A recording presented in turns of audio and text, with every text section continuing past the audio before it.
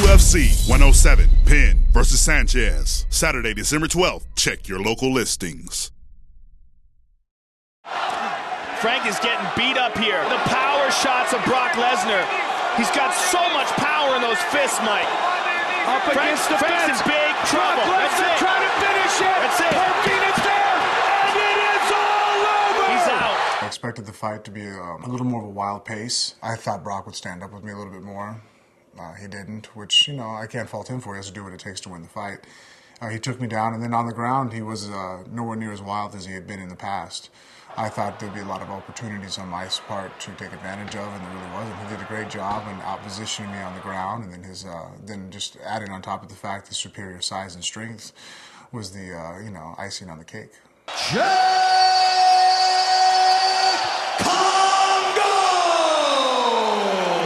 Great reach, good right hand, he has sound stand-up with some great knees. Obviously his wrestling is not probably the best wrestling. I think his strength and athleticism helps out a lot in those areas. I think his ground and pound is actually pretty dangerous. I think that it's not given enough credit. I think he's pretty well conditioned. You know, even when he takes a bad beating, he seems like he still stays in there.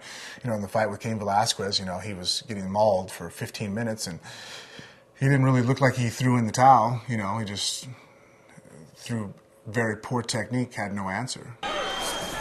I don't really have anything to prove by standing up with him, but that's where he could do the most damage in the fight. That's where he's going to feel the most comfortable. That's where his heartbeat will be most relaxed.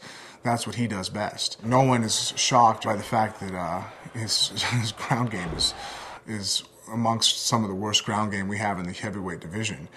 You know, I hope to take advantage of that. I feel that I'm pretty decent on the ground, and I'm looking to make myself even better. If I grab him and get him to the ground, I think that that's definitely plays into my advantage to winning the fight, more so than trying to stand up and have a boxing match with him. If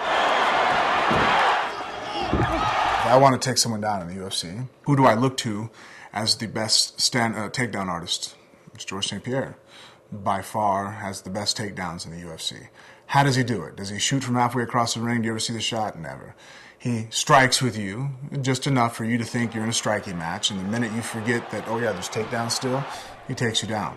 It's not that his takedowns are the most intricate, crazy takedowns in the world. They're very sharp, very sound, technically perfect, but basic.